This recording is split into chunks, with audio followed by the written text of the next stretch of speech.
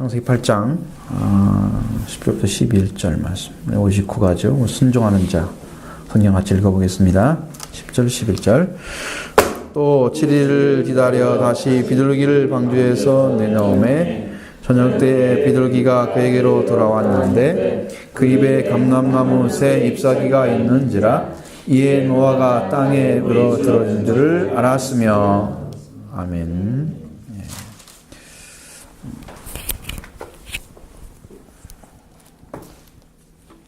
이 말 속에 또 하나의 어떤 새로운 말 단어가 뭐냐면 또 기다렸다 이렇게 나와 있죠. 또 7일을 기다려. 그러면 그 전에도 까마귀를 내보냈을 때 7일을 기다렸다는 얘기잖아요. 그죠? 그것도 그게 숨어져 있는 거예요. 그러니까 초점이 어디에 맞춰져 있냐면 전부 까마귀와 비둘기에 맞춰져 있어요. 또라는 말.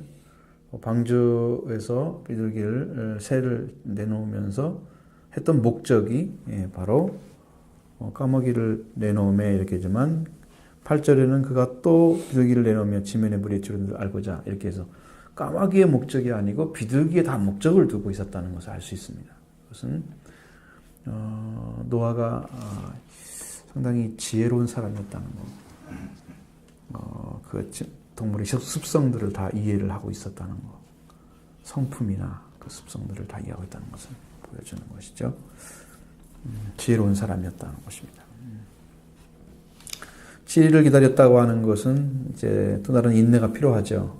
그렇습니다. 여러분 하루하루가 좀 방주에 있는 것이 힘들 수도 있고 또 좋을 수도 있지만 힘들 수도 있잖아요. 근데 그런 것들을 다 감내해야 된다는 거예요. 구원이라고 하는 세계에 들어가면 여러분 구원은 우리가 살아 생전에 죽음에 이를 때까지 그 믿음을 같이 가지고 있어야 되잖아요. 그러니까 구원이라고 하는 것은 시작도 중요하지만 끝이 더 중요해요. 끝까지 가지 않으면 잃어버리는 거예요. 그것이. 그러니까 은혜를 받고 어느 순간에 타락해서 넘어질 수도 있고 버림받을 수도 있는 거죠. 구원은 우리에게 달려있지 않고 하나님에게 달려있습니다. 우리 노력이나 어떤 방법이 아니고 하나님의 구원의 능력에 의해서 주어지는 것이기 때문에 그것은 하나님의 주권이라고 하는 것을 우리가 인정합니다. 인정해야 되고 그래야 참된 구원을 이룰 수 있습니다. 그래서 우리가 기다린다고 하는 것을 작게 생각하지 말고 여러분이 지금 시간 참 말씀 배우면서 뭐 작은 성경을 가지고 참 수없는 얘기를 좀 듣고 계시잖아요. 굉장히 인내가 필요하죠. 공부할 때. 그죠? 반복되는 얘기도 좀 있었을 것 같기도 하고 여러분들 들으면 또 새로운 느낌을 가질 수 있는 그런 말씀도 있죠. 계속해서 들으면서 여러분 영적인 눈과 어떤 보이는 세계가 시각들이 변화가 와야 돼요. 변화가 와야 됩니다. 그러면서 이게 넓어져야 됩니다. 비둘기를 방주에서 또 내놓았다 그래. 7일 후에 처음에는 이제 있을 거 없어서 돌아왔죠. 역시 비둘기 속성은 더러운 것과 접속할 수 없다. 그래서 발 붙일 곳, 발이 머물러서 안식할 수 있는 처소가 없었다는 거야. 우리도 세상의 안식을, 세상의 어떤 욕구와 욕심을 채우면서 그걸로 안식을 하고 있는 사람들은 까마귀와 같은 존재입니다. 거기서 안식하기 때문에 안 돌아도 되는 거예요. 그냥 거기서 만족하면서 교회 생활 적당히 하고 이렇게 신앙생활 하는 까마귀 같은 존재들이 많잖아요. 그냥 세상은 어느 정도 이렇게 발 뻗어놓고 이제 교회에 이렇게 익숙하게 돌아다니면서 필요한 것만 얻어가는 그런 신앙들. 이건 참 까마귀 같은 속성은 구원에 이르기가 거의 불가능하다고 봐요, 저는요. 여러분 정말 열심히 신앙생활해도 이게 말씀을 듣고 말씀에 의해서 구원받는 길을 걸어가고 있는 사람들이 눈이 보이잖아요. 그런 사람들은요 얼마나 강한지 몰라요. 속성이나 생각이 아주 강하고 의지도 강하고 정말 이거 아니면 죽음이다 이렇게 외치는 그런 사람들이 은혜를 받고 구원을 받아요. 그러니까 보통 강한 사람들이 아니잖아요. 이것은 이제 이 속성의 차이가 분별을 만들어내고 분별에 의해서 생명을 얻느냐 멸망을 받느냐 결정되는 거예요. 그러니까 여러분의 속 사람이 변해야 여러분의 삶이 균형 잡힌 삶이 딱 세워지면서 하나님 말씀과 함께 걸어가고 그렇게 살아야 여러분이 변화가 와서 구원을 얻는 거예요. 얻는 것입니다. 그런 길이 성경 안에는 수없이 지금 막 나눠져 있어요. 나눠 있습니다. 속성이 그 말씀들이 성경 안에 아주 많이 나와 있습니다.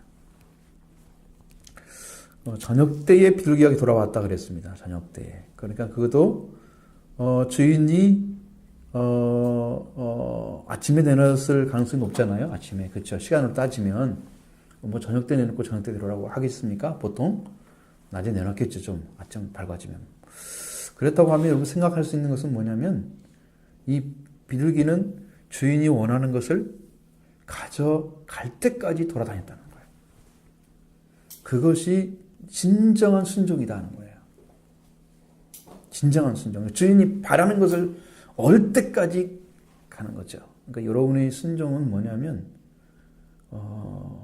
신앙의 순종이라는 건 여러분이 진짜 얻을 것이 뭔가를 하나님께서 우리에게 예수님께 주고자 하는 그것들을 얻을 때까지 가지고 그걸 찾아내야 된다는 거죠. 그래야 다시 방주에 들어올 수 있어요. 그러면 지성소에 들어가는 거죠.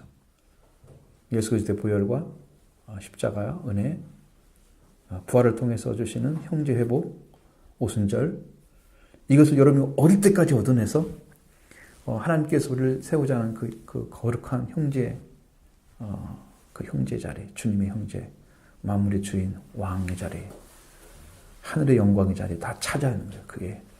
근데 그것을 언제 찾느냐 하면은 여러분이 회개할 때 성령을 받게 되면 찾아집니다. 그 순간에. 근데 이제 이렇게 믿어서 알아질 수 있는 부분도 있지만 성령이 오시면 여러분이 얻어야 할 것들이 뭔가 보화가 밝아져요. 그때서 비로소 우리가 소유를 파는 거예요. 소유를 팔았더니 천국이 보였다 이렇게 되는 게 아니고 천국을 발견하니까 소유를 판 거죠. 비유가 이렇게 나와 있죠. 그게 맞죠? 그러니까 발견하는 것이 성령 받는 거예요. 회개하고 성령 받는 거. 그 순간에 그게 보여지는 거고 그게 보였을 때 내 삶은 어디를 포기해야 되고 무엇을 버려야 되고 내가 뭘 집중 잡아서 그걸 살아야 되는가 그걸 딱 잡아지는 거예요. 그때 신앙이 진짜 신앙이 되는 거죠. 이해가 되시나요? 이해가 안 되면 빨리 물어보셔야 돼요. 아직 오래 가려면 버렸잖아요. 아직 안 갔잖아요. 이게 지금 잘 돌아가는데 여러분 마음이나 생각이 이게 딱 하나가 돼서 이게 정확하게 마음이 이해가 안 되면 좀이라도 의심이 있으면 빨리 물어보세요. 그래서 이것이 그냥 속 시원하게 탁 여러분이 되도록 그래야 그걸 버리지 않고 끝까지 갈 수 있는 거예요. 한 번 붙잡으면 그 붙잡아서 그 찾아내면 여러분 갈 수 있습니다. 그것은 가치가 알아졌기 때문에 목숨 걸고 가는 거예요. 그 제자들이나 또 제자 나중에 사도 되잖아요. 사도들이 그 길을 걸었던 이유가 뭐냐면 그 보화를 찾아냈어요. 지금 통해서 은혜 받고 말씀을 통해서 알아지거든요. 말씀만 제대로 들어도 알아져요. 그게 왜냐하면 말씀은 성령으로 역사하기 때문에 그렇습니다. 그래서 그것들 다 분별되고 알아지면 그걸 붙잡아내는 거예요. 그때야 비로소 진짜 소유가 팔아지는 거예요. 나의 것은 주님의 것보다 가치가 없는 거 다 내려놓습니다. 주님의 가치 위에 얹어놓는 것이 아무것도 없습니다. 그렇게 보화를 찾아낸 거죠. 그렇게 해야 근데 여러분이 여기서는 저녁 때까지 찾을 때까지 찾았잖아요. 그걸 찾아냈어요. 돌아왔는데 그 입에는 감람나무 새 잎사귀가 있었다 그랬습니다. 여러분 지금 물이 며칠 동안 창일했다고 그랬어요? 150일. 또 감하는 시간 또 있잖아요. 그렇죠? 그래가지고 감해서 거기서 지금 방주가 지금 아직 떠 있는 거잖아요. 그렇죠? 물이 감한 것만 지금 알아보려고 한 거잖아요. 지금 떠 있고 그러니까 어느 부분에 지금 감람나무가 새로운 잎사귀를 내고 자라고 있어야만이 잎사귀가 맺어 나온 거예요. 그러니까 감람나무는 속성이 그래요. 감람나무는 습지나 물 많은 곳에도 잘 살아요. 속성이. 그래서 거기서 그냥 물이 가득 차 있었다가 다시 이렇게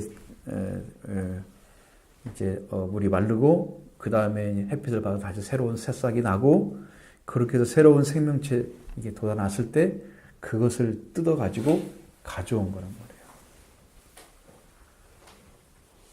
그러니까 이것은 그 잎사귀를 찾을 때까지 그는 돌아다녔다 하는 것입니다.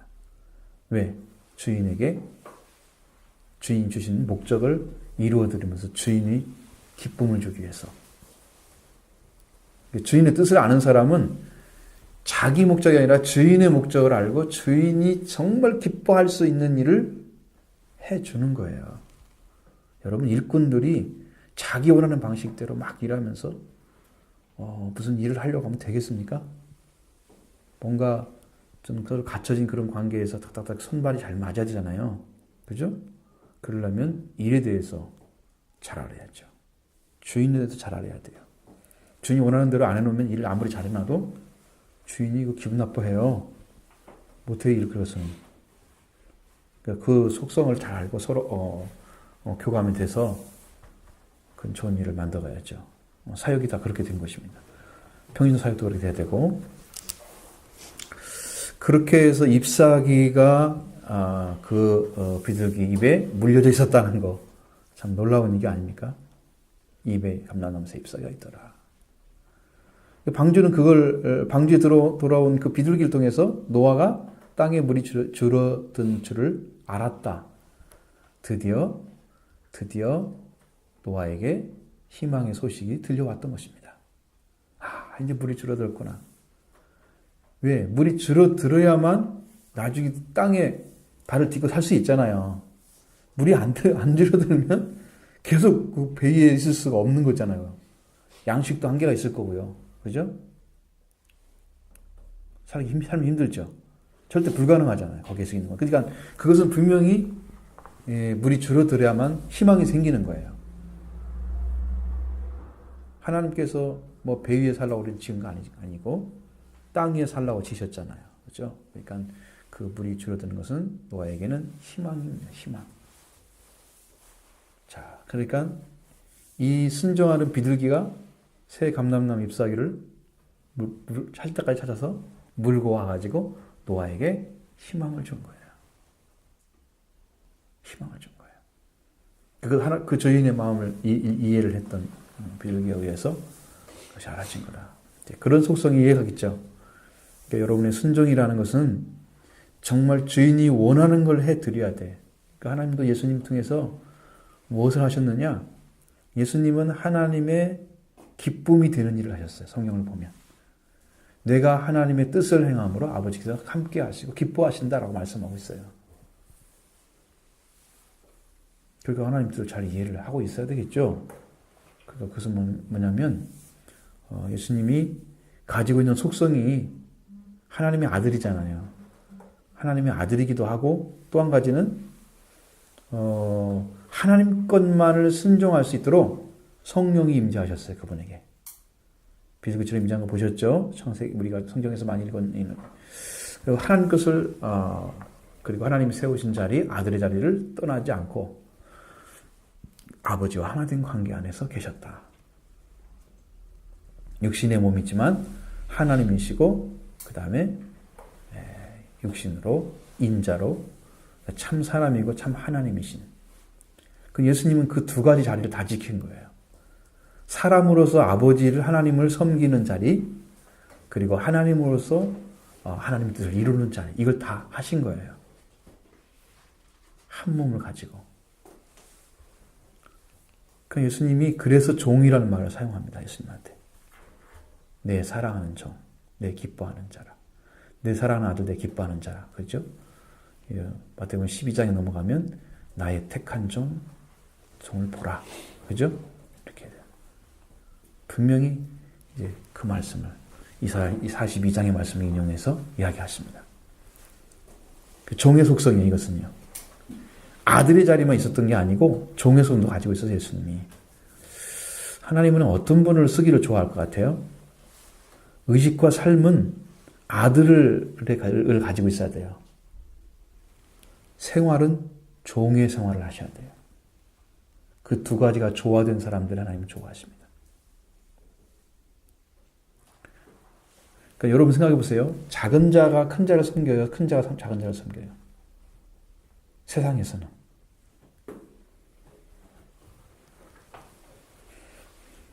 응? 작은 자가 큰 자 생기는 거. 그게 다 돼 있죠? 그게 전반적인 흐름이잖아요?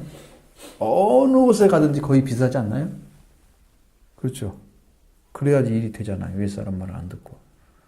되잖아요. 그러니까 여러분 그릇도 큰 그릇 안에 작은 것이 들어가는 거지 작은 그릇 안에 큰 것이 들어가잖아요. 다 원리가 있다고, 원리가 신앙도. 근데 예수님은 하나님의 아들이면서 섬기는 자로 오셨다는 거예요. 섬김을 받을 줄 몰라서 섬기는 자가 된 게 아닙니다. 예수님도 섬김을 받아야 할 대상이에요. 천사들도 찬양하는 존재인데, 천사들도 만물이 찬양하고 그런 하나님인데 섬김을 받는 게 당연한 거죠. 높으신 분인데. 그런데 종으로 오셨다는 거예요. 생활은 종으로 하셔야 돼요. 하나님 앞에 말씀을. 그래서 아버지가 원하는 것이 무엇인가를 해드리는, 순종해드리는 그 삶이 예수님 안에 기본적인 삶의 안에 들어있는 거예요. 삶의 규정 안에. 그 아버지는 그를 사용해서 이들을 구원하는 길을 걷도록 하실 수가 있었던 것이죠. 나도 섬김을 받아야 되는데 이렇게 쓰면 큰일 나겠죠. 빌립보 2장 5절 이하에 그리스도 예수의 마음을 품으란 말씀 쭉 나오면서 뭐라고 그래요? 종의 형체를 가졌죠.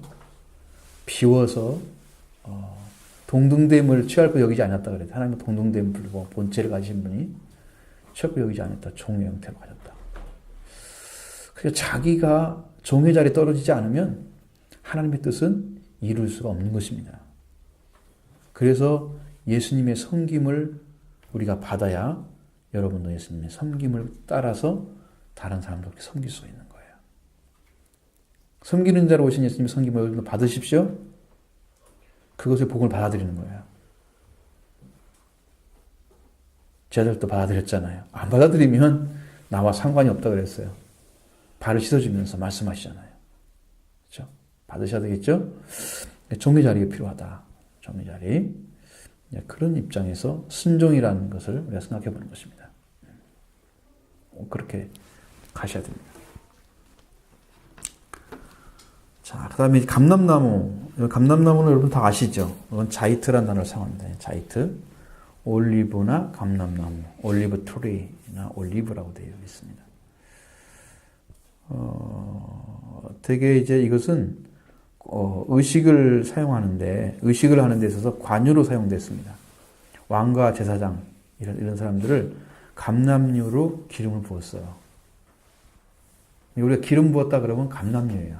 여기 지금 감람나무 잎에 나오는 감람류. 이것이 이제 중요한 역할을 하죠. 근데 그것이 딱 부어지면 어떤 일이 벌어지냐면, 왕의 기름을 붓는 행위는 하나님의 영을 붓는 것과 똑같아요. 기름이 부어지면서 영이 임재하는 거예요. 과거에는 이게 겉으로 보이는 것과 실제가 하나가 됐었어요. 구약 시대의 모습은 그래요. 지금은 예수님이 영이시기 때문에 영으로 이제 일을 하시기 때문에 지금은 보이지 않는데 일이 되는 거예요. 과거에는 거의 다 그렇게 돼 있어요. 거꾸로 돼 있어요. 보세요. 우리 성경에는 다윗 같은 데도 죄를 지적하는 나단의 말도 무엇을 해요? 그 자리에서 나단이 당신이 범죄했다는 얘기를 딱 했을 때 뭘 해요? 응? 여러분 그게 그 스스로가 뭐 옷을 찢는다고 그래서 그게 회개가 되나요? 근데 옷을 찢어요. 왕복을. 그것이 회개의 방법이었어요. 그리고 또 옷만 찢는 게 아니라 직접 회개도 해. 두 가지 함께 하죠. 그러니까 이게 형식과 실제가 있어야 되는 거예요. 항상 이렇게 되어 있어요. 그러니까 예배도 영과 진리로 드리는 거잖아요. 관계도 있어야 되고 그 다음에 영도 있어야 돼요. 성령. 진리는 진정이란 말은 진리를 의미하는 거예요. 그러니까 하나님과 우리 관계도 있어야 되고 하나님 영도 있어야 돼요. 이게 실제가 있어야 되고 실제에서 계시는 두 분의 관계. 그러니까 우리가 하나님 우리 아버지고 우리는 자녀다 그러면 그 아버지와 우리의 관계가 이어지는 역할을 하시는 분이 성령이시라고. 영과 진리의 예배가 되는 거죠. 두 개가 하나가 되어져야 일이 되는 거예요, 다. 지금은 보여지지 않기 때문에 하나님과 우리 관계가 보입니까, 안 보입니까? 여러분만 아시잖아요. 여러분 마음에서 아시잖아요. 영에서. 그러죠? 실제로 하나님 우리 아버지다 이렇게 말하면 뭐 아버지 부르면 대답을 하시겠지만 그러나 여러분 볼 수 있는 것도 아니잖아요. 무슨 관계를 이어가기 너무 어렵죠. 실제로. 안 보이는 분을 믿어야 되고 안 보이는 분이 우리 아버지가 돼야 되니까 보이는 분한테 부르면 얼마나 쉬워요. 그렇잖아요, 여러분들. 그렇죠? 근데 그렇잖아요. 지금은 보이지 않는데 다 돼야 돼요. 그래서 영적인 부분 달라요. 지금은 성령의 역사가 있기 때문에. 그러니까 기름을 부으면 성령이 임하셨다. 왕에게. 그 두 가지가 함께 하는 거예요. 또 아브라함과 이삭, 야곱. 쫙 보면 뭐예요? 육신으로도 하나님 선택받았고 영으로 선택받은 아들. 두 가지가 한꺼번에 이루어지는 아들들이 아브라함과 이삭, 야곱이에요. 그렇게 되는 거예요. 자, 우리는 지금은 여러분은 아브라함의 후손일 수 있을까요? 안 되잖아요, 지금은. 여러분은 이스라엘 사람 아니죠. 그러니까 아브라함의 후손은 아니잖아요. 그렇죠? 우리는 노아의 후손을 낼 수 있죠. 노아의 세 아들 중에 하나 되었을 거 아니에요, 우리가. 그러나 아브라함의 후손은 안 되는 거야. 왜 그럴까요? 그것은 핏줄이 아니기 때문에 그렇죠. 일단 육신으로는 아니야. 그러니까 지금 우리 들어가는 방식은 뭐예요? 영으로 들어가는 거죠. 영으로. 그래서 이렇게 영으로 들어가서 하나님의 아들로 이렇게 얘기하는 것이 바로 이제 영적 이스라엘이다. 신령한 영적 이스라엘 백성이 되는 것이다. 그게 한 가지가 없죠. 그러니까 우리는 이제 영적 이스라엘로 관계가 맺어졌어요. 그러면 그 영적 이스라엘은 성령이 역사하는 사람 돼야 되겠죠. 그 두 가지가 이루어지는 겁니다. 그것이 하나가 되는 거예요. 그런 일들이 많죠. 근데 올리브는요, 어디 자라면, 바닷가에서도 잘 자랍니다. 올리브는 소기가 있는 공기와 안개를 좋아한다고 나옵니다. 그러니까, 좀 이렇게 좀 좋지 않는 그런 곳이잖아요. 소금기가 있는 곳. 소금이 있다면은 바닷가 정도겠죠. 그런 데서 잘 자라요. 감람나무는 해변가 근처에 심어져야 된다는 것도 성경에 나와 있습니다.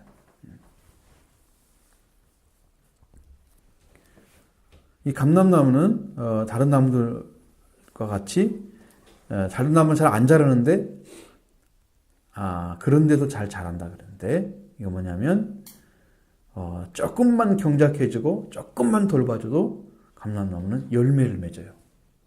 신기하게도. 이게 왜 그렇게 말씀하고 있을까? 성경에서 이스라엘을 갖다가 감람나무로 비유를 해요.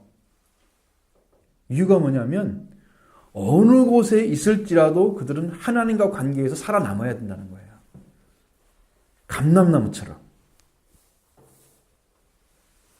감람나무 아시죠?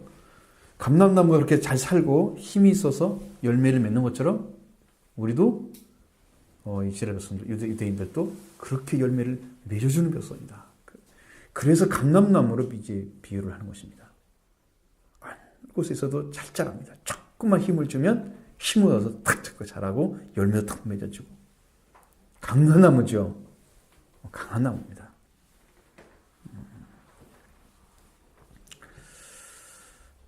그래서 열매를 맺을 수 없는 곳에서 열매를 맺어야 되기 때문에 하나님께서는 이제 유대인들을 통해서 세계에서 가장 좋은 품종이어야 된다는 그런 영적인 역할을 해야 된다라고 말씀하시는 분이 그 부분이 뭐냐면 에레미야서 11장 16절에 나와 있습니다.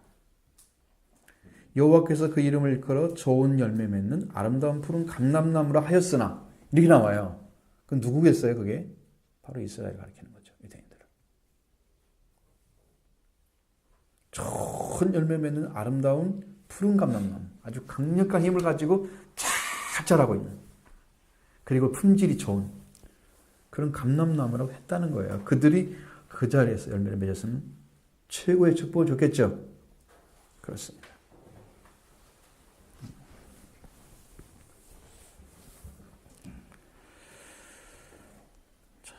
이것이 이제 감람나무에 나오는 이야기들인데, 자, 노아가 이제 이것을 바로 보면 그것을 지금 감람나무 잎사귀를 지금 가져오는 비둘기를 지금 맞이하는 거잖아요. 이 비둘기가 여러분 다 아시다시피 평화의 상징으로 한번 말씀드렸죠. 말씀드렸습니다. 그래서 이것은 이스라엘 백성 중에서도 감람나무는 굉장히 지중해적 특성을 가진 그런 과실로 알려져 있습니다. 거기 이스라엘 백성들에게는 아주 귀중한 과수입니다. 무화과나무와 비롯해서 감람나무, 그 다음에 한 가지 또 뭐가 있어요? 이스라엘 백성들이 예를 많이 들은 거. 응? 그렇지, 포도주 세 가지. 첫 번째 뭐예요? 무화과, 감람나무, 포도. 이 세 가지. 그것이 이제 아주 특징적인 이스라엘 백성들이 좋아하는 나무입니다. 그 과일이죠. 그리고 그들이 그걸 이제 많이 기르기도 해요. 그리고 잘 되기도 하고. 뭐 다른 얘기가 좀 많이 있는데 이것은 그렇게 해서 자 그러면은 지금 그 바닷가에 심어진 것다 그러면 지금 노아 홍수로 봤을 때는 얼마나 지금 물이 거쳐가는 그 과정 속에서 그 물이 거치고 얼마 안 있다가 이게 싹이 올라온 것을 지금 이제 비둘기가 물고 온 것입니다. 뜯어가지고. 그래서 새 잎사귀라 그러는 거예요. 이게 새라는 말은 뭔 말이냐면 새로 뜯긴, 갓 딴 그런 의미를 가지고 있어요. 새 잎사귀라는 것은 지금 새로운 것이 나왔다 이런 얘기가 아니고 여기서 말한 새라는 뜻은 지금 갓 따온 것을 말하는 거예요. 지금 생생하다는 거예요. 자, 잎사귀가 나가지고 떨어져거나 그런 것이 아니에요. 과거의 잎사귀 그런 것들이 아니고 새로 지금 돋아가지고 금방 따온 거 있잖아요. 네, 그거예요. 그 새자를 쓰는 것입니다. 타라퍼라고 해서 그런 태를 쓰고 있습니다. 그래서 잎사귀, 나뭇잎이죠. 근데 이것은 뭐냐면 물에 떠다니는 감람나무 잎을 물고 온 것이 아니고 나뭇가지에서 딴 잎을 물고 온 것이다. 감람나무 새 잎사귀란 말은 그렇습니다. 그래서 감람나무는 사시사철 푸르름을 자랑하는 것입니다. 물속에 있어도 생명력을 유지하고 수표면 위나 저지대에서도 생성해서 잘 자라. 자, 그래서 이제 일단 그걸 나무잎을 감람나무 잎사를 가져오면 물이 많이 줄었다는 걸 알 수 있는데, 자, 홍수로 말미암아서 모든 생물이 다 멸절됐죠. 지금 상황이 그런데 이처럼 푸르른 생명체가 소송하고 있다는 것은 무슨 뜻이냐면 하나님의 진노가 끝났다는 것이죠. 그리고 심판이 끝났다는 거예요. 그리고 이제는 새로운 시대가 올 것이라는 것을 예고해주는 서막인 것입니다. 이것을 가지고 이제 어디까지 생각을 하냐면 죽음의 시대는 끝나고 생명의 시대를 만든 예수 그리스도, 사망 권세를 울린 예수 그리스도의 부활 사건을 예표해 준다고 합니다. 과거의 심판으로 모든 생명체가 다 죽어버렸죠. 노아 홍수 때 심판으로. 그렇죠? 죽음의 세계잖아요, 거기서. 그런데 이제 생명의 세계로 들어가는 첫 번째 사건이 비둘기의 감람나무 새 잎사귀를 물고 온 사건입니다. 그 새로운 세계로 들어가는 거다. 생명의 세계로 들어가는 거다. 이것을 이제 이야기해 주려고 하는 것입니다. 새로운 시대가 시작됐다는 것이죠. 자, 비둘기를 내보내고 난 다음에 또 까마귀를 내보내고 난 다음에 돌아오지 않죠. 비둘기를 내보내니까 다시 돌아왔습니다. 그 다음에 또 내보내니까 감람나무 새 잎사귀를 물고 왔다. 지금 두 번째잖아요. 그렇죠? 7일 기다리고 그 다음에 또 7일 기다리고. 참 여러분이 이런 인내심이 우리에게 신앙에 아주 중요한 역할을 하고 있다. 구원받은 분들이요, 삶이 제일 힘든 것이 뭐냐면 그 구원받은 삶을 지켜가는 거예요. 근데 성경에서는 지켜가는 자에 대한 축복이 굉장히 많이 기록되어 있다는 거 아셔야 돼요. 지켜가는 거. 그러니까 뭘 어떻게 지켜라? 우리가 성경에서는 안식일을 지키라 그랬잖아요. 지금은 이제 주일의 의미로 우리는 받아들이지만 지켜가는 거. 예수님 말씀하신 것처럼 내가 너에게 분부한 모든 걸 가르쳐 지키게 하라. 제자들도 키울 때도요. 최종적인 게 뭐냐면 지켜가고 있는가 아닌가 그거예요. 제자의 삶을 살고 있냐. 지금 말씀 들어서 알고 있어요. 자, 여러 가지 다 알고 있다고 해요. 그래도 지금 현재 지켜가고 있는 것이 없으면 신앙생활을 안고 있는 것과 똑같은 거예요. 지금 하고 있느냐는 거예요. 지금. 그럼 언제부터 했든지 간에 그것이 쌓여서 하나님 관계 안에서 유지됐다면 그 사람은 영적으로 성장할 수 있는 기틀이 지금 오고 있는 것입니다. 이 기본적인 것을 안 하고 지금 해약 안 하고 어느 순간에 잘 때 가지고 어느 순간에 뭔 일이 이루어지는 것처럼 이렇게 생각하면 안 되는 거예요. 절대 그렇게 안 되는 것입니다. 여러분은 뭘로 지금 지켜가고 있습니까? 그 자리를. 어떤 방식으로?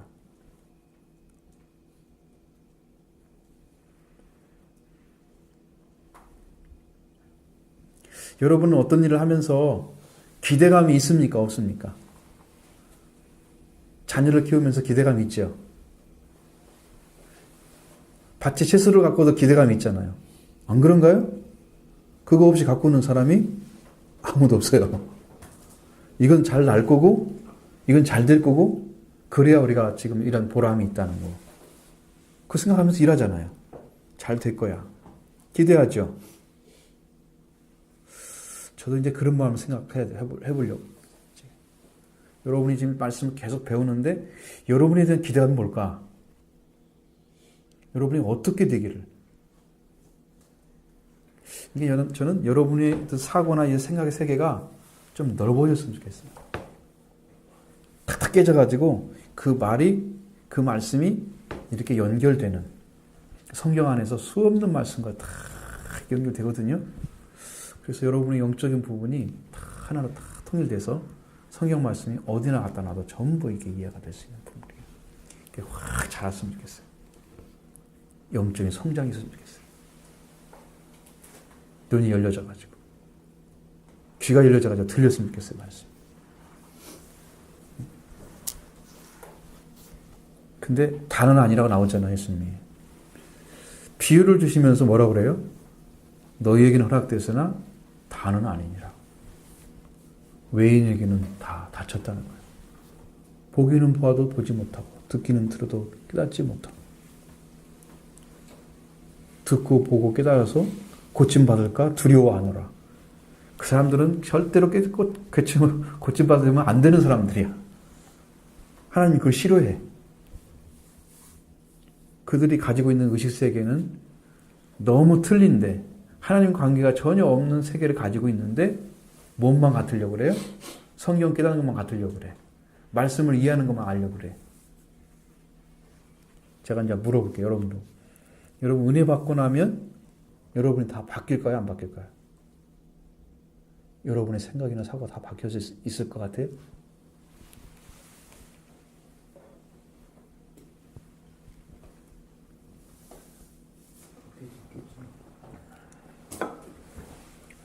그 추측일 뿐이죠. 한번 가보셔야 돼.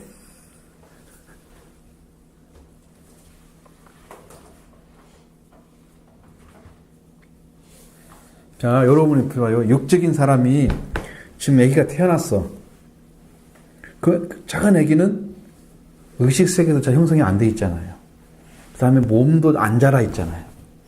그러니까 모든 세계를 부모의 의탁에서 돌보면서 자라는 거잖아요. 정신적인 것도 자라게 해서 필요한 걸 줘야 되고, 또 먹을 것도 줘야 되고, 이제 그런 몸을 살펴줘야 돼. 몸은 살펴야잖아요. 따뜻하게, 깨끗하게 먹여야 하잖아요.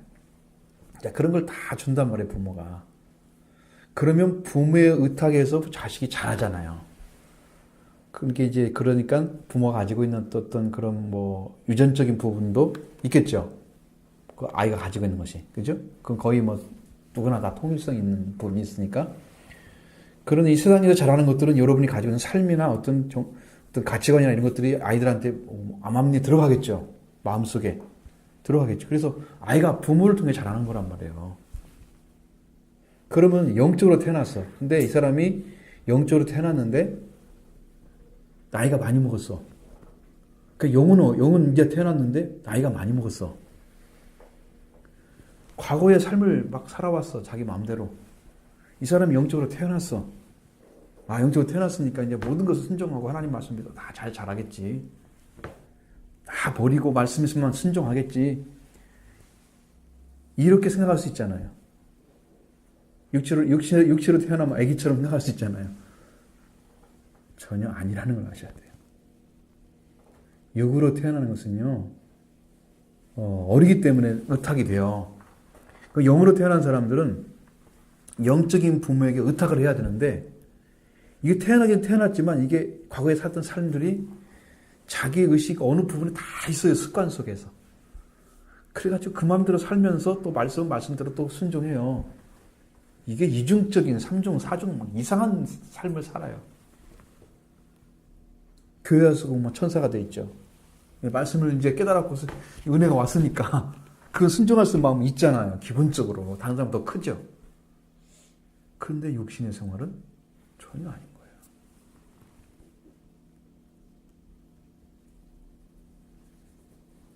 그렇게 다르기 때문에 우리가 신앙생활을 한다는 것이 뭐냐면은 여러분들이 이제 갓 태어난 아이처럼 정말 젖을 먹고 신령한 젖을 사모하라 그러잖아요. 어디까지? 구원에 이르기까지.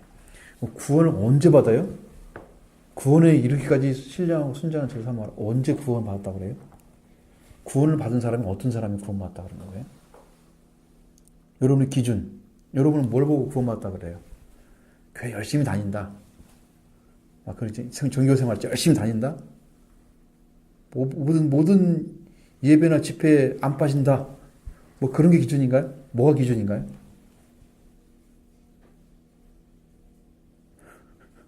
구원받은 정의가 지금 안 내려졌잖아요.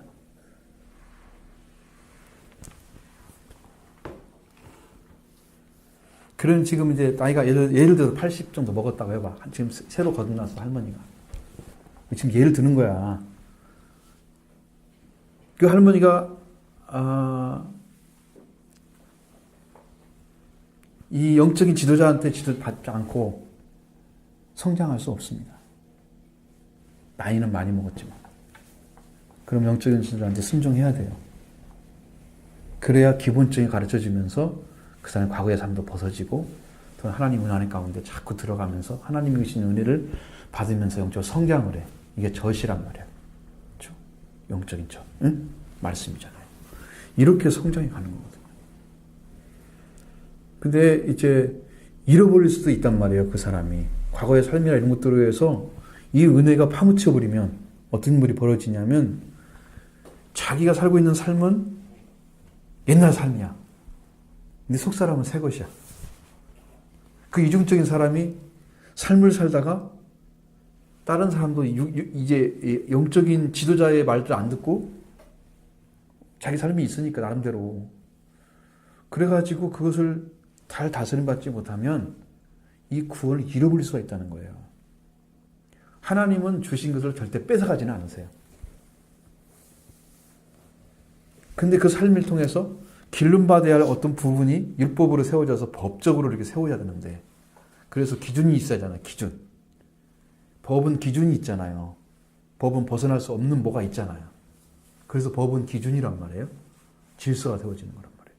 그런 삶의 질서가 만들어져야 되는데 그거에 적응하기 이전에 그걸 잘 따라가기 전에 다른 삶이 지배해버리면 이 은혜를 버릴 수가 있는 거예요. 이게 위험하다는 걸 지금 말씀드려요. 이 구원을 어떻게 받느냐는 거죠. 그러니까 어디까지 자라야 신령한 젖을 사모해서 그 젖을 이제 말씀을 먹어서 영적으로 이제 풍성해져서 이 생명이 자랐단 말이에요. 어디까지 자라야 구원이에요. 구원에 이르게 하렵니다. 그럼 구원에 이르는 게 뭐야? 베드로전서 2장에 나오잖아요. 구원에 이른단 말씀.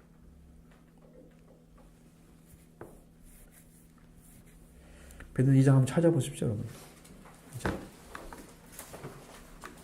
헷갈리지 않게 있어서.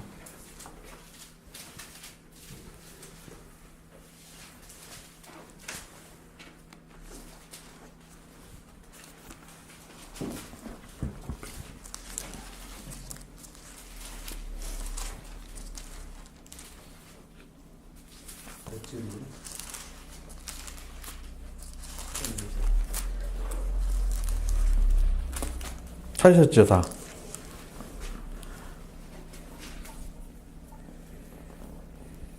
근데 이제 여기에 전제되는 게 뭐냐면 1절이 나오잖아요. 1절에. 전제되는 게 뭐예요? 뭘 버리고?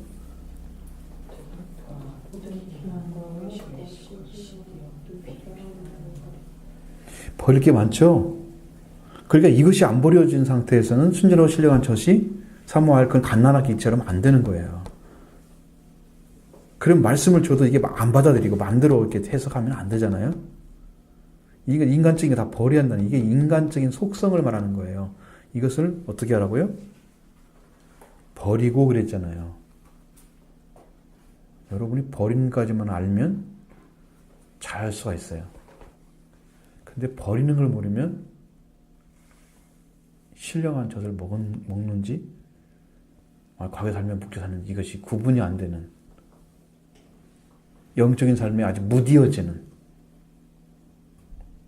굉장히 이제 혼란스러운 신앙을 하게 돼요. 과거의 사람이 강해가지고 성격이, 과거의 옛사람의 성격이 강해가지고 막 그걸 주장하고 막 그래가지고 부딪히면 여러분 그 사람은 어딜 따라가겠어요? 어린아이들은요 자기 성품에 지는 거예요. 그 영적으로 깨달음이 없어요. 말씀은 요구하지만 그런 삶을 살 수 있는 능력이 없다는 거죠. 그러니까 이제 2절 말씀이 뭐라고 했어요? 갓난아기와 같이 순전하고 신령한 젖을 사모하라.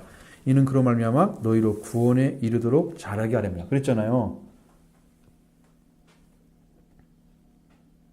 구원에 이르도록 자라는 게 뭐냐는 거죠. 그냥 교회 와서 열심히 믿고 예수 믿어 그냥 구원 받았어요 이렇게 고백하면서 신앙생활 열심히 하는 게 구원에 이르도록 자란 건가요? 내가 어디 세미나 들으니까 그렇게 들리대. 내 귀에는 구원 받았다 이거죠. 그 다음부터는 지켜가십시오 요거 가르치더라고요. 저 사람이 지금 잘한 사람이야 안 잘한 사람이야. 나 그것이 지금 이해가 안 돼가지고 제가 언젠가는 한번 말씀드린 경험이 있는데 어디까지 가야 되느냐, 예수 그리스도의 의를 아는 사람, 거기까지 가면 성장한 사람이에요. 그게 잘한 사람이에요. 이 사람이 구원받은 거예요.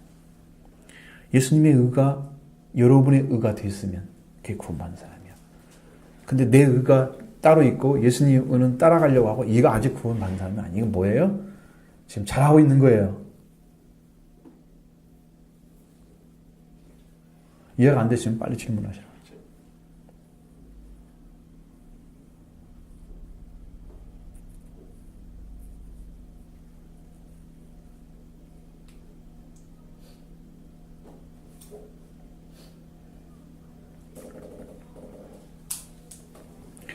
그래서 우리 기다림이라는 것이 참 중요하다. 기다림이라는 게 참 중요하다.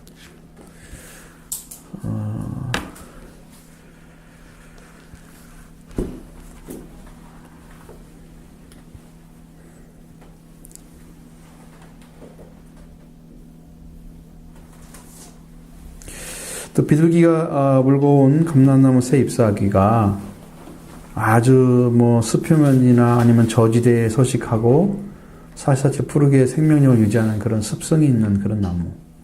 다른 식물보다 새싹이 가장 먼저 잎사귀를 낼 수 있는 그러한 생명이 넘치는 그런 종류의 나무예요. 이스라엘 민족 감람나무예요. 여러분 2000년 동안에 없어졌다가 새로 세운 나라는 역사상 없답니다. 지난주에 말씀드린 이두메 있죠? 이두메가 어느 민족이라고 그랬어요?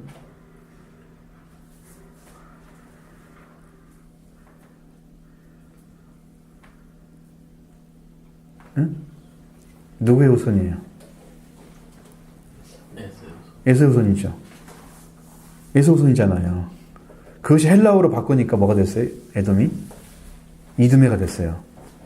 헬라어로 의미가 가서. 응?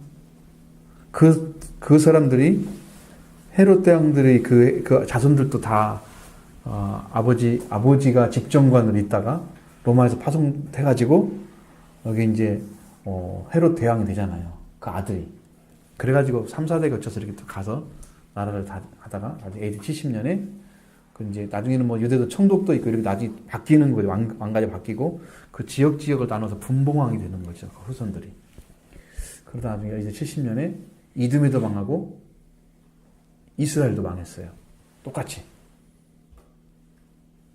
근데 이두메는 다시는 못 따라왔는데 이스라엘은 돌아왔어요. 그들은 어디다 갖다 놔도 살아날 수 있는 민족이다. 그게 어디였냐면 그게 감람나무 같은 거예요. 끝까지 하나님이 지키시는 거. 약속의 민족이다. 그러면 그걸 지켜가면서 끝까지 지켜서 그 민족이 살아남아서 다시 옛날에 줬던 나라를 다시 찾아가지고 지금 살고 있는 거예요.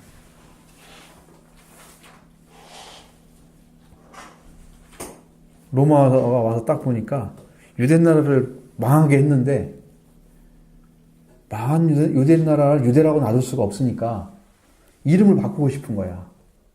그래서 이두메라고 하려고 하니까 이 유대 사람들이 이두메를 점령할 때가 있었거든요. 에돔을. 그때 거의 다 유대화를 시켜버렸어. 그 나라를. 그러니까 똑같이 돼버리는 거야. 그래서 이두메라고 못하고 유대 사람들을 제일 괴롭혔던 나라가 블레셋입니다. 블레셋. 그래서 이름을 팔레스티나라고 그런 거예요. 지금 팔레스틴. 현대어로는 팔레스틴. 옛날에는 블레셋이 우리 성경에 나와 있지만 원래는 팔레스틴이 맞아요. 그래서 그 지역을 지금도 뭐라고 불러요? 팔레스틴 지역이라. 이스라엘 민족이 있는 땅을 팔레스틴에 부르는 거예요. 그 로마가 만든 게 로마가. 원래는 이스라엘 땅이야. 그게. 하나님 주신 가나안 땅이란 말이에요. 처음에. 그 역사적인 문제죠. 역사적인. 이거 얼마나 강력한 힘을 가진지 알겠죠? 이스라엘 민족은. 그래서 세계 유례 없는 나라가 된 거예요, 지금. 감람나무입니다. 오늘 예수님을 믿는 사람도 감람나무가 되어야 될 이유가 있어요. 어디에서 심어놔도 자라셔야 돼요. 새 싹을 내서 새로운 희망을 주시는 분이 되셔야 돼요. 그럼 예수님은 그걸 하셨습니다. 예수님은 십자가에 죽으셔도 이 십자가에 죽었다는 말은 그냥 죽었다는 의미가 아니에요. 이것은 이제 공인된 사형수들만이 십자가에 죽는 거예요. 나라에서 인정한 사형수가 달리는 최악의 죄인으로 죽은 거예요. 그분이. 그런데 그 죽음을 통해서 죄를 없애버리고 죽음을 없애버리고 이 땅에 생명을 완성시켜 주신 메시아로서 왕으로서 다시 세우시는 거예요. 하나님께서. 주와 그리스도가 되신 거예요. 주는 왕을 의미하는 거잖아요. 주인이잖아요. 주인. 우주의 주인. 생명의 주인. 그렇게 예수님이 승리를 하신 거죠. 그래서 이제 사명 권세를 이긴 예수님 부활을 예표한다고 말씀드렸죠. 그런 능력을 가지신 분이란 말이에요. 그래서 우리도 이렇게 하나의 이제 일을 할 때는 정말 기다림이 필요하다는 거예요. 많이 기다리셔야 돼요. 비둘기는 주인의 노하의 뜻을 잘 헤아리고 있었고 주인이 바라는 것 무엇인가를 알고 있었다. 주인은 그러한 습성을 가진 존재를 바르게 사용해서 물을 감은 걸 알아냈습니다. 그건 주인이 똑똑한 거죠. 하나님 안에서 온 지혜에 있을 거라 생각해요. 근데 성경에 보면은 여러분 비둘기같이 순결한 말씀 들었죠? 마태복음 10장 16절에 내가 너희를 보냄이 제 양을 이리 가운데 보낸 것 같다 그러시면서 너희는 뱀같이 지혜롭고 비둘기같이 순결하라 그랬죠. 비둘기의 속성은 순결성입니다. 순결이라는 것은 한 주인을 섬기는 거예요. 주인이 둘 되고 셋 되면 안 돼. 그러니까 귀수성이 강하죠. 한번 주인을 감가서 내가 여기서 주인이 비둘기를 데리고 가잖아요. 데리고 가서 놓아서 놔두면은 그 거리가 좀 걸더라도 그 집을 찾아간다 그래요. 한 주인만 섬기는 순결성. 여러분도 어떤 상황이 있어도 예수 그리스도께 돌아와서 예수님 하나님 말씀만 섬기고 하나님 섬기는 순결성을 가진 비둘기처럼 되어라는 말씀이잖아요. 언제나 우리는 그 자리에 주님이 세운 자리에 서 있어요. 그게 순종입니다. 순종은 순결한 자만 할 수 있는 거예요. 순결한 자. 그렇지 않으면 이것도 섬기고 저것도 섬기고 물질도 섬기고 세상 무엇도 섬기고 다 그냥 우선으로 두면서 그 중에 한 분 하나님을 섬기며 주일만 높여지는 하나님. 응? 나머지 섬김은 따로 있고 일주일 동안에 따로따로 섬기면서 살다가 주일만 높여지는 하나님 되면 안 되는 거죠. 순결성 없는 것입니다. 비둘기가 아니죠. 속성이. 이런 비둘기 속성 가지셔야 돼요. 언제나 어느 순간일지라도 주인을 섬기고 있는 속성. 이게 비둘기 같은 거예요. 그 마음에서 여러분 좀 더 흩어지면 안 됩니다. 뱀같이 지혜롭고 뱀은요 판단력이 빨라요. 도전해야 할 것인지 도망가야 할 건지 그게 지혜예요. 그러니까 내가 여기 전도를 해야 할 때도 내가 전도할 대상인지 아닌지를 빨리 파악을 해야 돼요. 그래 어느 집에 가든지 뭐라고 그랬어요? 평안을 빌어줘라. 그 집이 평안을 받을 만하면 그분이 임할 것이고 아니면 너희 돌아올 것이다 그러잖아요. 그러니까 우리는 하나님 말씀에 딱 봐서 끝까지 싸워서 막 말로 싸워가지고 나중에 뭐 싸움 진흙탕 안 만들고요. 딱 봐서 이렇게 봤을 때 하나님 말씀 앞에 그러니까 이건 지각이 있어야 되죠. 자기 그냥 판단력만 가지는 게 아니고 하나님 주신 지각을 가지고 그래서 빨리 생각하는 거예요. 싸움을 하실 때. 제가 어느 순간에도 이렇게 분위기를 딱 봤을 때 저 말씀했을 때 들어갈까 안 들어갈까 생각을 해요. 여러분한테도 그래요. 지금 여기 뱀처럼 지혜롭게 지금 쓰고 있는 거예요. 그걸. 이 분위기 이 말을 하면 안 된다는 거죠. 왜? 저 사람 마음에 저기 들어갈 수 있는 준비가 안 돼 있어요. 이게 뱀이에요. 간사한 의미가 아닙니다. 그거 아니죠. 간사한 의미 아닙니다. 절대로. 그런 속성을 가지고 우리가 살아야 한다는 거예요. 신앙은. 여기는 지금 제자훈련을 통해서 말씀해 주시는 거잖아요. 이것이요. 10장은. 그죠? 제자훈련에 대한 말씀이에요. 예수님이. 지금 제자에게 하는 말씀이에요. 제자를 키우면서 너희는 이렇게 하라. 그러니까 그런 말씀은 이제 제가 한 2년 전 10장을 전부 전해드렸습니다. 한번. 그죠? 예. 그래서 오늘 우리들도 비둘기를 방주 노아가 보낸 목적처럼 목적을 알고 감람새 잎사귀를 물고 방주로 돌아가시지. 여러분도 그렇게 하신다면 비둘기의 속성을 가진 것이고요.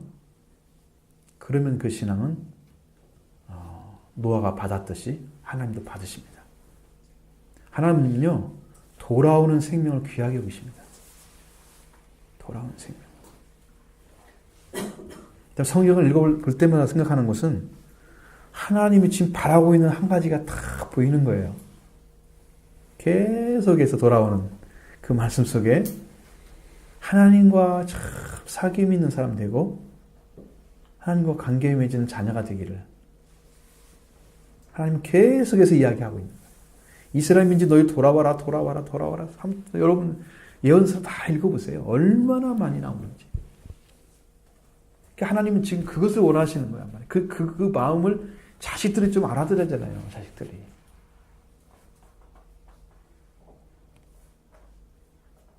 여러분 안에도 그 마음이 들려오면 좋겠어요. 말씀이. 나도 하나님께 돌아와야지. 내가 어디에 못 돌아오는 자리 있는지를 영적으로 빨리 찾아내셔서 정말 순종하는 것이 무엇인지를 좀 찾으셔서 이 말씀처럼 순종을 찾으셔서 순결성 가지고 비둘기처럼 이렇게 순결하게 한 주인만 섬기고 사랑하면서 이 관계를 유지하는.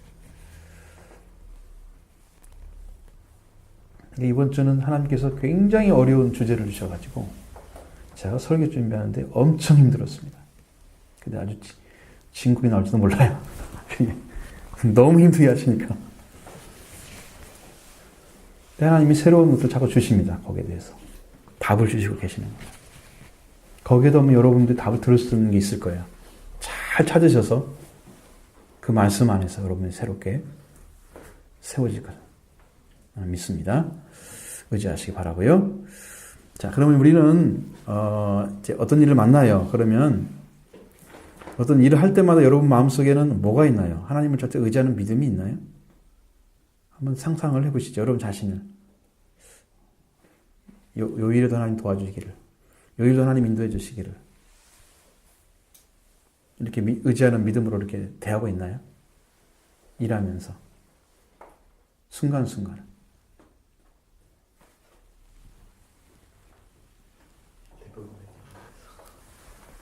그렇게 하면 어떤 경험이 나타나나요?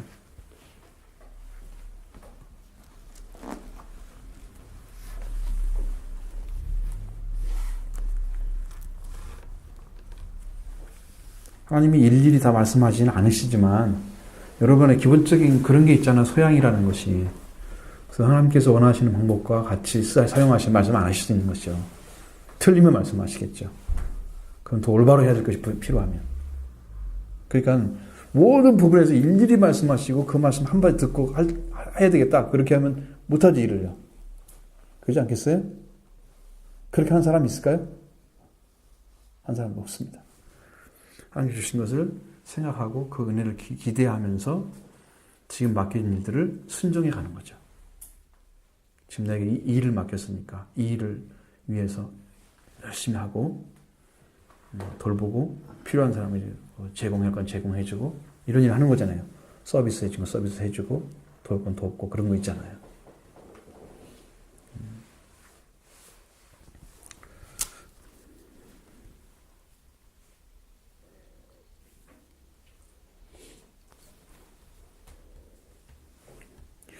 그런데 이제 그렇게 하는데 여러분 잘 안 되고 있는 건 뭐예요? 그렇게 열심히 하려고 하는데 뭐가 걸려가지고 안 되는 부분도 경험한 적 있나요? 지나고 나서 이건 이게 잘못했네 이거 왜 이렇게 갔지? 왜 이렇게 생겨버렸지? 일이? 꼬여졌지? 이렇게 하면서 후회한 적 있나요? 그런 걸 내놓으셔야 돼요. 그래야 좀 대화가 되죠. 무의식적으로 행동했던 것들 그런 것들로 인해서 나중에 보니까 기도하지 않고 하겠다는 결과물이었던 그런 일들이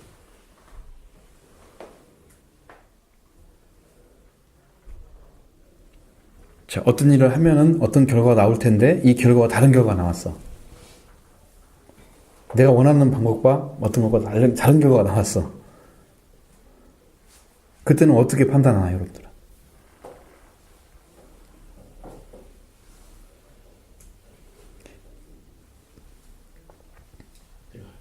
기도하지 않았구나. 정신 차려야지. 군바로 하나 때려요? 자기를? 정신 차리라고?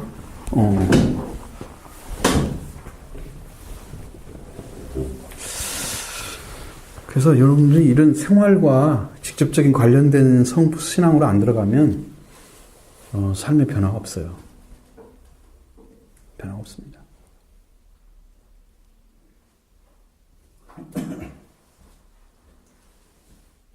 그게 어려울 수도 있고 쉬울 수도 있는데 진짜 생활은 안 되고 머릿속만 알고 있는 마음으로만 짐작하고 생각하고 있는 그리고 나머지는 아무것도 안 해.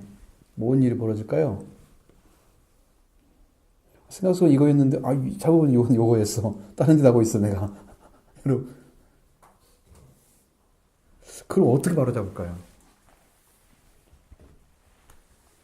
습관적인 거잖아요, 그게요. 지나고 나면 어떻게 해, 지나고 나면. 네? 그 일이 이제 옳지 않으면 알았어, 첫 번째. 근데 나중에 보니까 또 그 짓 하고 있어. 어떻게 할 거예요?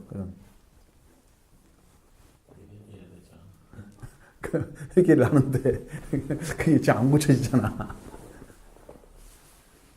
고쳐지면 문제가 안 되죠. 그 다음 안 하겠죠.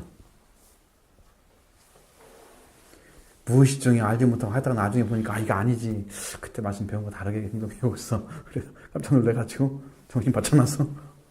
이렇게 고쳐야지. 그 어느 순간에 이제 그것은 또 잃어버리고 또 딴짓하고 있어. 여러분 그렇게 반복되는 일들이 있다면 그럼 어떻게 처리를 하세요? 이런 경험 중에 없나요?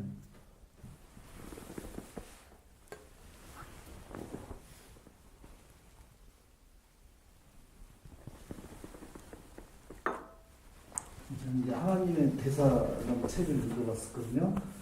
이제 거기에 이제 대사님으로 활동을 하신 김하중 대사님이라고 이제 세계 여러 곳을 중국을 많이 다니셨더라고요. 중국의 뜻이 있어서. 근데 그분 같은 경우는 기도를 하면서 모든 일을 기도를 하면서 하나님한테 응답을 구해가지고 하나님 응답을 해주시면 그대로 하면 그게 그대로 다 되고 막 그런 신통한 그런 것이 있으시더라고요. 책에 나오는데 저도 이제 그래갖고 기도로 뭘 물어보는 습관이 안 됐잖아요. 네. 근데 뭘 물어봤는데 대답이 없으시니까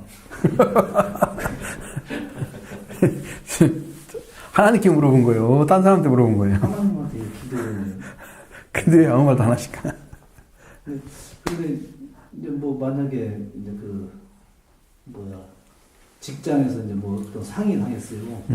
상이 당해가지고 거기를 가야 됩니까? 가야 됩니까? 근데 그게 참 이제 마음으로는 막 이중적인 마음이 생기더라고. 가야 된다, 말아야 된다, 막 이제 또 이제 그런 게 또 초상집이잖아요. 그럴 때 내가 이제 초상집이니까 그때 당시에는 이제 좀 믿음에서 뭐랄까 좀 그렇고 초상집을 좀 가기가 싫은 막 그런 게 있었거든요. 근데 그래갖고 그냥 이제 기도로 물어보긴 했었는데 다른 응답이 없으셨고 그냥 갔는데 그때 이제 그게 물어보면서 이렇게 기도로 물어봐가지고 하나님한테 그걸 생활한다는 것이 그 책을 읽으면서 나도 그렇게 좀 그런 삶을 살아보고 싶다는 생각이 들어서 그렇게 해보려고 했는데 그게 좀 안 되더라고요. 이제 이중적인 우리가 보는 것은 뭐냐면 성경이 이야기하고 있는 하나님 음성 하나님 말씀 드리는 거 이런 것들은 우리가 상식 차원에서 해결할 수 있는 것들을 말하는 건 아니에요. 예를 들면 어떤 가야 된다는 문제가 생기잖아요. 그러면 그것은 기본적인 상식선에서 해도 돼요. 그런 문제는 상 같은 그런 문제가 되지 않잖아요. 그런 것이 내 마음에 꺼린다는 것은 이제 이건 신앙적인 차원이죠. 그것을 없애야 되죠, 나한테. 하나님께서 나 그걸 없애달라고 해야 되죠. 왜냐하면 가서 이 사람이 위로를 해줘야 맞잖아요, 그게. 우리가 위로를 하는 자가 돼야 되죠. 그죠? 방관자가 되면 안 되잖아요. 그건 정상적인 삶인데 그걸 물어볼 필요가 없는 것이거든요. 예를 들어서 우리가 신앙생활 하는데 정도가 아닌 것들을 해. 예를 들어 술을 마시고 거룩한 일을 한 다음에 자기들끼리 만나가지고 술을 마셨다고 해봐. 예를 들어서 그걸 이제 목사님이 알았어. 그러면 이제 그걸 어떻게 할까요, 당사자는? 어떻게 해야 옳아요?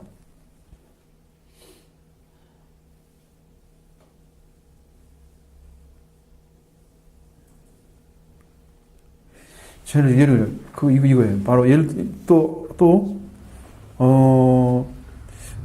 나는 술 마신지 안 마신지 몰라. 목사님은. 자기가 마신 건 자기들 알아서 처리하는 거예요. 그 문제는. 나하고 상관 있는 게 아니고, 하나님과 함께, 그죠? 그죠?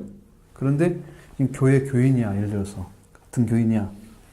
근데 그걸 목사님이 알았어. 그러면 그 사람은 어떻게 가서 목사님들이 처리하고 하나님께 어떻게 오는 것일까요? 그런 부분을 생각해 보라는 거죠. 여러분이. 근데 이제 그분이 아무 말도 않고 이제 지나갔어. 그 목사님 불렀어. 응? 어디 술 마시라고 성경에 나와 있느냐? 술 마시면 잘못된 거다. 술 마시지 마십시오.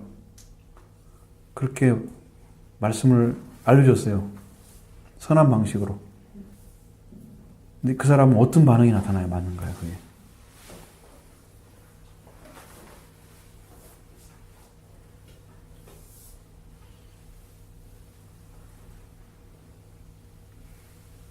재미없어요?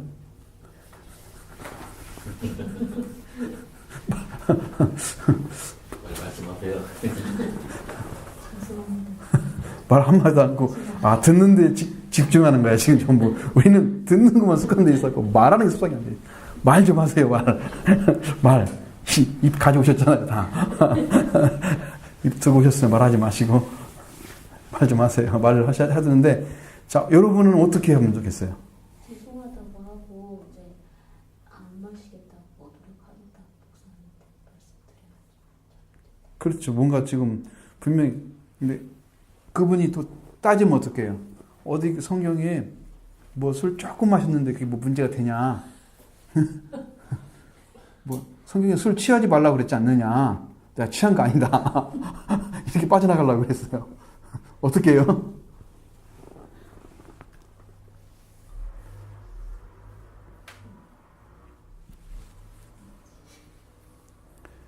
그냥 봐줘요?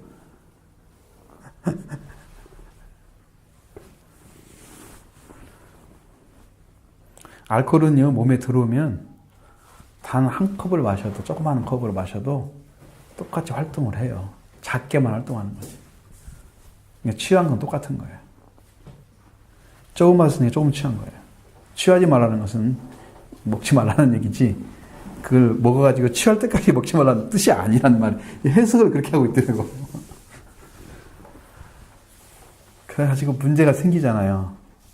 그러니까 목사님한테 잘못한 말 않고 그냥 가버렸어, 이제 집으로. 응?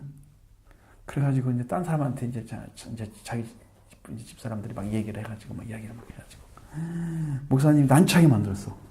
목사님이 그거 가지고 혼내가지고 내가 지금 이렇게 됐다고 막 삐쳤다는 거지. 어떻게 할 거예요, 그 다음에?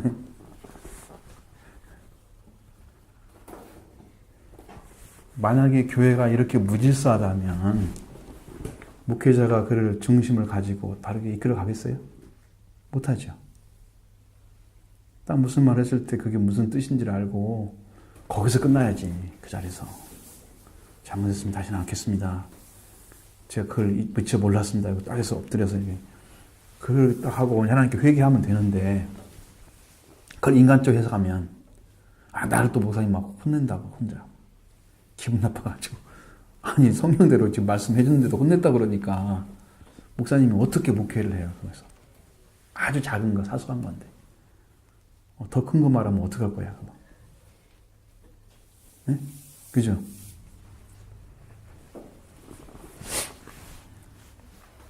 그래서 좀 어려운 거예요.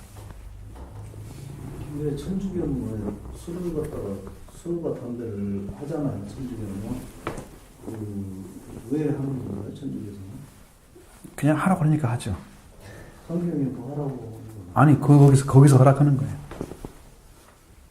그 천주교 내에서 허락하는 거죠.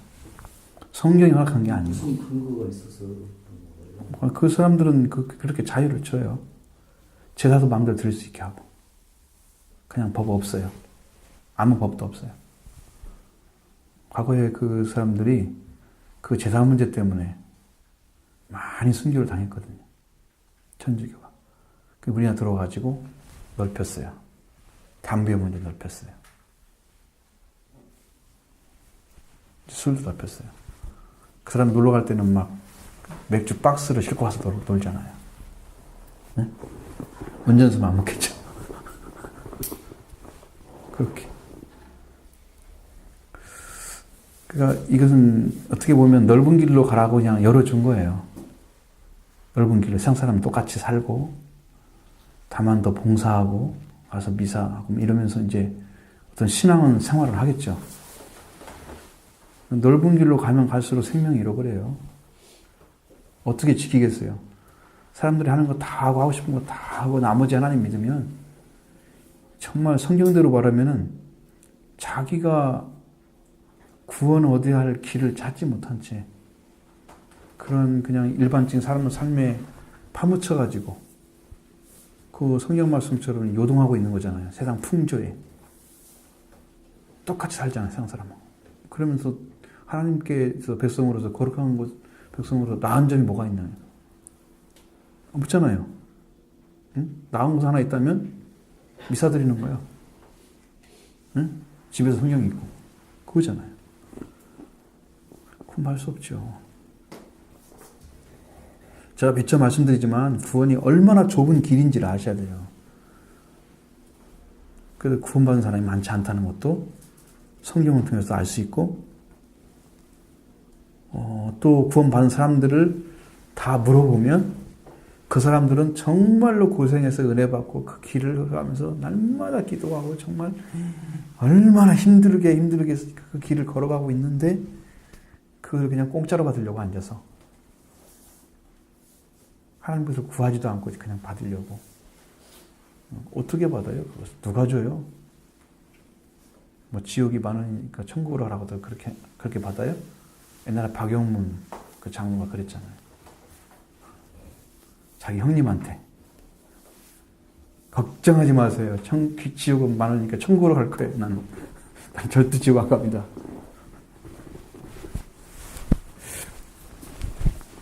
예, 그건 악한 말이잖아요.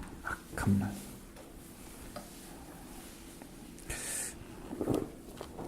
여러분의 믿음을 자꾸 살펴볼 때에 우리는 순종을 아주 작은 것부터 시작해야 돼요. 여러분 큰 거 순종할 때가 쉬워요? 장기 쉬워요? 응? 작은 것부터 시작해야 돼요. 그러니까 이렇게 자라가는 사람 모습을 보면 어린 아이들도 부모 가르친 거 조그마한 걸 배우면서 점점점 자라면서 크게 되거든요, 이게요. 근데 작은 걸 순종하면서 내가 한번 따라가 봐야지. 그래도 못하니까. 그렇게 순수하게 하면은 이게 잘할 수가 있는 건데, 이 작은 건 놓치고 뭐 큰 것 얻어보려고 이렇게 하는 사람들. 신앙 안 잘합니다. 우리가 333 운동 하고 있잖아요, 지금 교회에서. 여러분들이. 지금 그걸 얼마나 지켜가는지, 한번 체크를 해봐야지, 6월달에는. 이제 반년 됐으니까. 아주 작은 것부터 시작해서 차츰차츰 뭔가 얼마나 신앙을 지켜가는가 그것을 한번 살펴보면 알 수 있지 않을까 싶어요. 그냥 순수하게 순종하고 있으면 아름다운 거죠. 근데 목회자 지도를 안 받으려고 하는 사람들은 절대 성장하지 않습니다. 나는 그 사람의 구원이 걱정돼서 그래요. 구원이 걱정돼서, 영혼이 걱정돼서 저렇게 순종하지 않고 저렇게 하다가 나중에 끝이 어떻게 되려고 저래. 저 끝에 가서 어떻게 하려고 그래, 저거. 뻔히 보이는데 여러분 알고도 놔두는 사람들은 이게 문제가 있는 거 아니에요? 그냥 되려면 되라 이렇게 무책임을 놔두면 이게 되겠어요? 안 되겠어요? 안 되죠? 끝을 보면서 그냥 놔둘 수 없죠? 여러분이 부모라면 자식이 잘못된 거 보면서 놔두겠어요? 안 놔두겠죠? 말하잖아요, 자녀들한테. 싸우더라도 말하잖아요, 싸우더라도. 영적인 건데, 이건. 이것은 놔두고 그냥. 그러니까 이제 예배 시간에 다 얘기를 해요, 그러면. 이거 안 돼, 보면 받을 수 없어. 정신 차리라고. 그러니까 지도적으로 좀 따라서 순종히 하면 좋겠다. 이걸 좀 해주는 거죠. 그 부분이에요. 그 기분 조절 안 하면 어떻게 할 것인가. 하나님이 시키는 대로 하는데 만약에 그것도 말을 안 들으면 이제 제 손을 떠나는 거예요. 나한테 맡긴 양들이 목자의 음성을 안 듣고 타인의 음성 따라가는 거니까 떠나는 거잖아요. 그러니까 그런 데는 관심이 있어요. 그들은 절대 떠나지 마십시오라고 말씀드리죠. 자, 네. 또 보시겠습니다.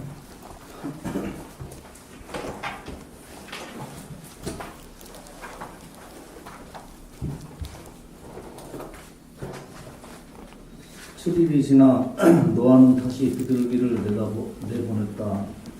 비둘기는 저녁 때 돌아왔으며 그 입에 감람나무 잎새를 물고 돌아왔다. 감람 잎새는 노아에게 기쁜 소식이었다. 물이 감하고 홍수로 전멸한 땅에 새싹이 싹 펴고 있다는 소식이 노아에게는 더할 수 없는 감격스러운 복음이었다. 비둘기는 주인인 노아의 뜻을 잘 헤아리고 있었으며 주인이 바라는 것이 무엇인가도 알고 있었다. 그래서 비둘기는 노아가 원하는 대로 행동을 했다. 비둘기의 지혜는 순종하는 자만이 가질 수 있는 지혜이므로 예수님께서는 비둘기와 같이 순결하라 말씀하셨다. 순종하는 자만이 순결할 수 있고 순결한 자만이 하나님의 깊은 섭리를 헤아릴 수 있으며 그 뜻을 행할 수 있는 지혜를 소유하게 된다. 비둘기의 철저한 순종의 모습은 감람 잎새를 노아에게 가져온 이후에도 7일 동안 노아의 품 안에 있었다는 점에서 확실히 드러난다. 땅에 물이 감했고 충분히 몸을 피할 곳을 찾았음을 감람 잎새가 증명하고 있다. 그러나 비둘기는 자신의 뜻대로 행동하지 않았다. 비둘기는 땅의 변화 여하에 지배받는 것이 아니라 노아의 뜻 여하에 지배받는 삶을 보여준다. 그러면 여러분들 이거 읽고 뭔 생각이 들어요? 한 마디씩만 얘기해 보세요. 저는 비둘기의 지혜는 네. 순종하는 자만이 가질 수 있는 지혜라고 그랬잖아요. 네. 비둘기의 지혜와 그 아까 뱀 같은 지혜가 좀 어떻게 틀린가 좀 궁금한. 비둘기가 지금 순결을 가지고 있잖아요. 순결성 속에 들어있죠. 순결성 속에 지혜가 있는 거예요. 주인만 섬기고 사랑하는 그거 있잖아요. 언제나 주인 중심으로 살아가는 그것에 순종하는 지혜가 있는 거죠. 노아가 내보냈을 때 그가 주인의 뜻을 알았기 때문에 순종을 했잖아요. 그 순종함으로 자기가 어떤 존재인가를 증명했어요. 주인에게 어떤 존재고 자기는 어떤 존재인가 증명했어요. 비둘기는 자기 행함으로 옳다함을 얻는 거예요. 지혜를 행함으로 그가 순종의 행함으로 자기 지혜가 어떠함을 보여준 거예요. 어려운가요? 뱀의 지혜. 아까 말씀드렸잖아요. 뱀의 지혜는 주인에게 순종하는 좀 아니잖아요. 뱀의 지혜는. 그런 지각이죠. 자기가 보고 판단하는 건데 가장 정확하게 이걸 잡아서 먹어야 되냐 아니면 나보다 큰 조직이 도망가야 되냐 딱 결정하잖아요. 그리고 안 덤비려면 얼른 도망가요. 잽싸게. 저거 먹을 만하다 그러면 쓰죠. 기회를 엿보죠. 가만히 있다가 오게 되면 그냥 탁 부러뜨리는 거죠. 날라서. 그 지혜, 뱀은 그런 지혜.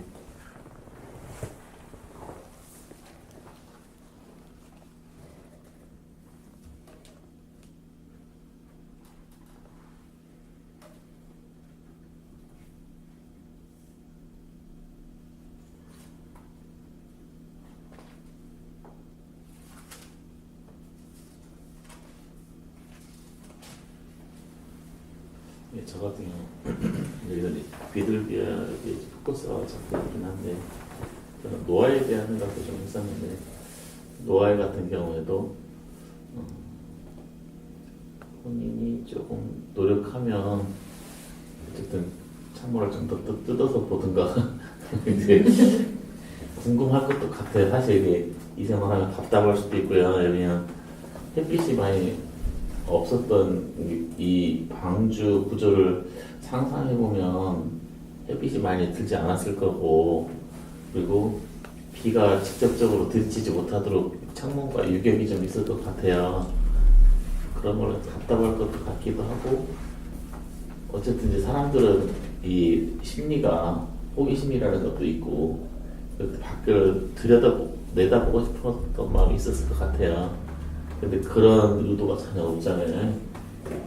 근데 단지 이제 그에 대해서 까마귀와 비둘기를 통해서 하고 말씀을 기다리는 모습들, 그런 모습들이 있어서 노아가 정말 말씀을 기다리는 그런 순종하는 마음이 좀 우리가 좀 많이 본받아야 되는. 네. 저 같았으면 뜯어서 보고 싶었을 것 같아요. 방주가 날려 먹겠군요. 궁금하더라고요. 내다보면 이렇게 뭐 우리 내려가는 거 볼 수 있고, 그래서 직접 보고 싶어하는 마음이 사람이 심리적으로 있었을 텐데 전혀 그런 마음이 없고 말씀만 의지하고 있는 모습들이 참 사람이 막하다는 생각도 많이 하고.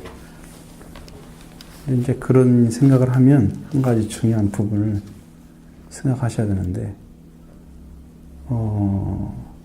이제 노아 같은 신앙의 위치를 갖게 되면, 자기의 의지나 의도를 사용하지 않죠. 왜냐면 그 하나님께서 방주에 들어가라 할 때도 문을 하나님이 닫으시잖아요. 노아가 닫을 수도 있을 건데, 안 닫죠. 들어가라고 하니까 들어가기만 하는 거죠. 문은 여호와께 닫으시니라 이렇게 나오잖아요. 그러니까 그런 정도의 신앙이면 전적으로 의지하는 신앙이기 때문에 그 위치에서는 자기 지혜를 사용하지 않습니다. 자기 방법을 안 쓰는 거죠. 자기 의가 없는 거예요. 하나님의 의를 중심으로 사는 거예요.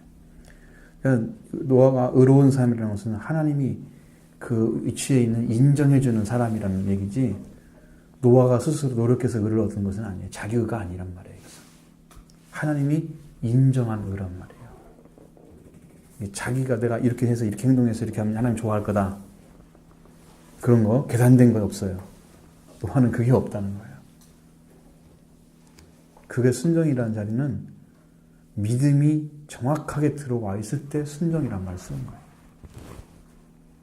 정말 믿지 않는 사람의 순종은 강요죠. 그건 순종이 아니에요. 그죠? 그래, 진짜 믿어서 하나님 말씀에 순종할 수, 근데 마음속에서 우러나는 거, 그건 할 수밖에 없는 거예요. 하라고 하면 죽음까지 죽으라면 죽을 수가 있어. 그렇게 돼야 되거든요, 신앙은. 그게 이제 믿음에 있는 사람인데, 그 믿음을 가지고 있어야 순종이 일어나. 노아 안에는 이미 그가 가지고 있었다니, 충분하게. 자기 방법을 사용하지 않는 거예요. 자기 의가 없다는 거예요. 하나님의 의를 가지고 있는 사람이에요. 그래서 노아가 구원받은 사람이죠. 그래서 노아가 실수를 했어도 구원받은 사람. 이렇게 놀라운 것들이죠.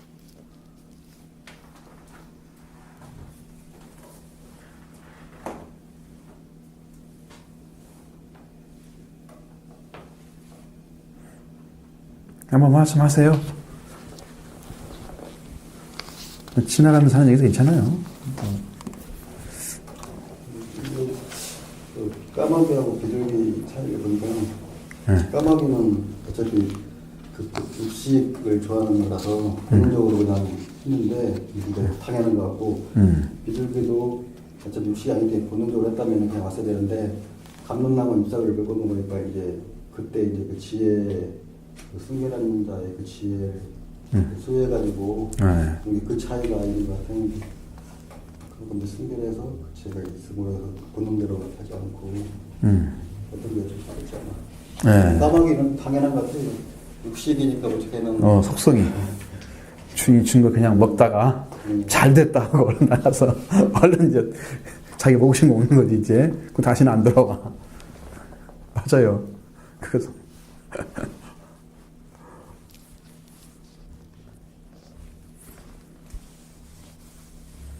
비둘기가 가진 지혜는 그 순종하는 것이 지혜예요. 정말 그걸 알고 있는 것은 참 깊은 거예요. 아름답고. 그것이 큰 일을 해내는 것입니다. 그러니까 우리가 작은 것에 순종하면 큰 것을 순종할 수가 있어요. 작은 일을 해보십시오, 여러분. 하나씩 하나씩 지금 가르쳐주는 대로 성경을 한번 읽고 기도를 한번 기도하고 정말 하라는 대로 하면은 나중에 결과가 와요. 그게 자기한테 영적으로 다 지금 입혀지는 거예요. 옷을 작은 거 안 하면 이제 그 하나가 구멍 나면 다시 뜯기 시작해요. 이게요, 죄라는 것도요, 욕심이 들어오면 죄가 생기잖아요. 욕심이 죄를 하고 죄가 자라버리면 이제 사망이 온다고 그러잖아요. 죄는 그렇게 아주 작은 것을 시작하는 거예요. 욕심에서. 아주 작은 거니까 여러분도 작은 것을 순종하면 그 순종이 하나님 앞에 정말 의로운 자리까지 갈 수 있도록 순종해서 더 깊은 자리에 들어가는 거죠. 그게 이루어지게 돼 있어요. 성경의 원리가. 예수님도 어렸을 때부터 부모에게 순종하는 척한 걸 배우면서 하나님 관계 점점 잘한 거거든요. 30세가 됐을 때는 완전히 하나님을 이해하고 메시아 자리까지 성장을 한 거예요. 영적으로. 그래서 하나님의 뜻을 다 이해하고 할 수 있는 자리, 거기서 일을 하신 거예요. 순종하는 자만이 성장하는 것입니다. 말씀을 따라 살려고 하는 사람. 그럼 얼마만큼 프로티지가 높으냐? 100%라면 가장 빨리 자랄 것입니다. 여러분 생각해 볼 것은 예수님의 제자는 3년밖에 안 자랐는데 3년밖에 예수님 안 따라다녔잖아요. 그런데 세계를 복음화시키는 1등 사람이 됐어요. 사도가 됐어요. 어떻게 가능할까요? 우리는 교회를 몇십 년 다녀도 사도는 안 나와. 왜 안 바뀔까요? 복음의 차이도 있겠죠. 성도를 그렇게 키워내지 못하는 거예요. 그래서 작은 것에 순종하는 훈련을 안 받아서 내가 볼 때 그래서 좀 그런 걸 좀 하면 어떨까? 순종하는 훈련을 좀 하시면 여러분 스스로의 마음에 들고 안 들고 상관없이 이게 옳다 그러면 그냥 내 주장하지 말고 그냥 순종하라고. 거기서부터 일이 벌어진다는 거죠. 하나님의 방법대로 들어가는 거죠, 이게. 그죠? 하나님의 길을 따라서. 그게 가장 빨리 가는 길이에요. 작은 것이 쉬운 게 아니에요. 작은 것이 멀리 있는 것도 아니에요. 여러분의 의지와 생각이 말씀에 딱 붙여서 그냥 붙잡고 가는 거예요. 한번 해보시면 좋을 것 같아요.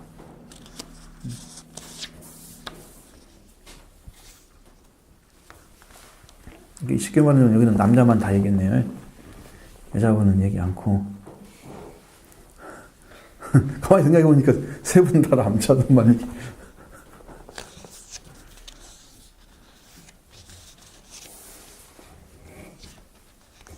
얘기 안 하실래요?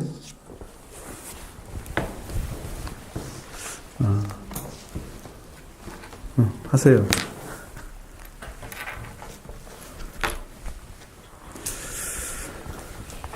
말은요, 하다 보면 늘어요. 말을 안 하면 계속해서 입을 다물게 돼 있죠.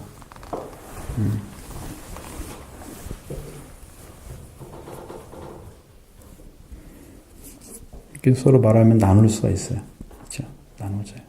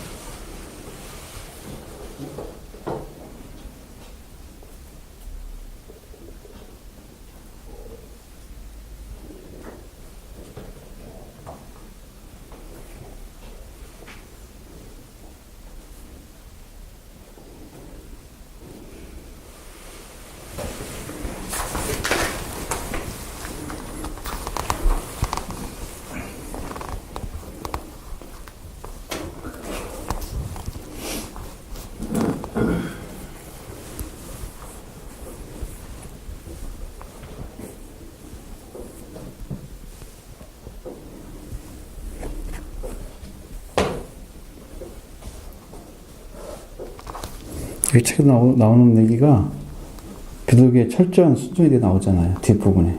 그죠? 이제 자기 임무 다 했어요. 비둘기는. 그러면 바로 나갈 수 있잖아요. 이제 새로운 땅이 지금 나타났고, 잎사귀가 있어서 자라비 빛 나가서 이제 이렇게 등도 들고 살 수 있는 길이 열릴 수 있잖아요. 그런데 안 나가잖아요. 그게 이제 철저한 순종인 거예요. 그게 순종이라는 뜻이에요. 그래서 돌아온 것은 첫 번째 순종이고, 그 가지고 있는 속성인데, 그 다음에 또 들어와가지고 나갈 수 있는, 세상 살아갈 수 있는데 나가서 까마귀쯤 사는 게 아니고, 그런데 노아의 방주 안에 그냥 들어있는 거죠. 들어가 있는 거죠. 딴짓 안 하고. 그죠? 이게 철저한 순종에 대한 것이다. 거죠. 여러분 알고, 지금 밖에도 알고, 다 봤고, 살만한데, 그냥 나가버릴까? 이 생각 안 들을까요? 살 수 있다는 거 판단하고. 근데 그것을 아마 보통 성도들은 거의 그렇게 할 가능성이 높아요. 뭐 내가 주님만큼 이만큼 순종했으면 됐지. 나 이만큼 잘한 거잖아. 뭐 더가 필요해? 그리고 그럼 자기 몸대로 할 수도 있는 거죠. 이게 우리나라는 용두사미가 많잖아요, 신앙이. 그렇죠? 용두사미. 처음에는 정말 잘하는데 끝에 가서 아주 엉터리처럼 하는. 그래서 마무리가 잘 안 돼가지고 정말 별로다 하는 사람들은 그렇게 보여주면 안 됩니다, 여러분은. 끝이 좋아야 됩니다. 끝이 좋아야 됩니다. 하나님도 처음과 끝이라고 말씀하셨어요. 하나님의 시간의 세계도, 영적인 세계도 처음과 끝이어야 돼요. 그런 삶이 필요하죠. 한 말씀 하세요.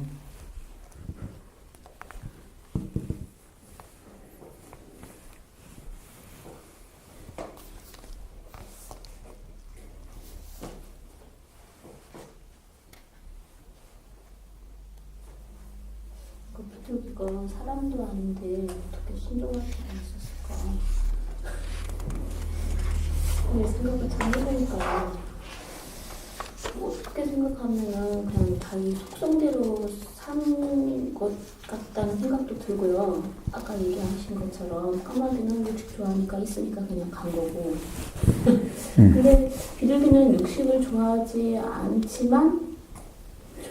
않지만 식물 그 잎을 떼어서 가져왔잖아요. 그거를 잎을 먹고 사는 것이 아니고 이제 떼어서 가져왔거든요. 그래서 생각해보니까 참 비둘기가 이제 순종을 하긴 했는데 아까 말씀하신 대로 주인의 뜻을 동물인데도 그 주인의 뜻을 헤아렸다는 그 생각이 정말 많이 들게 드네요. 그렇죠. 네, 주인의 마음을 동물인데도 어떻게 그걸 알 수 있었을까 싶을 정도로 그 주인의 의도를 알고 있다는 것이 참 신통하다. 그죠. 아주 귀한 것이죠. 여기서 볼 때는. 노아가 지금 보내는 목적도 뭐예요? 물이 감한 것을 알기 위해서 보내는 거잖아요. 근데 그걸 물이 감한 것을 알 수 있는 증거물을 가지고 갖다 줬잖아요. 그 주인은 이해했다는 뜻이죠. 저녁 때까지 돌아다니면 찾았을 거란 말이에요. 이것이 지금 저녁 때에 돌아왔으니까 그 부분이 더 귀한 거예요. 찾을 때까지 찾은 거죠. 저는 그렇게 보입니다. 그걸 찾을 때까지 찾아다닌 거예요. 그래서 찾은 다음에 돌아온 거예요. 그게 주님을 이해했다는 것이죠. 그게 참 첫 번째 아주 중요한 순종이고, 두 번째는 일주일 동안 또 기다렸다가 주인이 내보낼 때 그 순종. 그게 철저한 순종.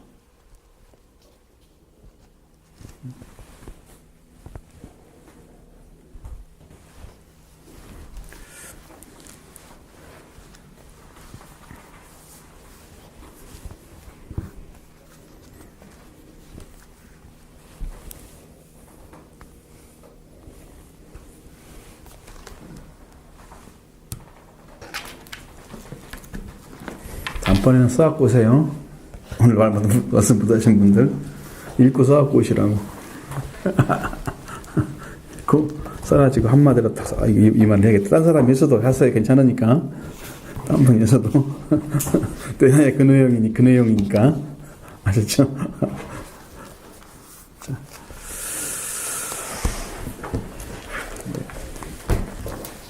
같이 한번 해보려고.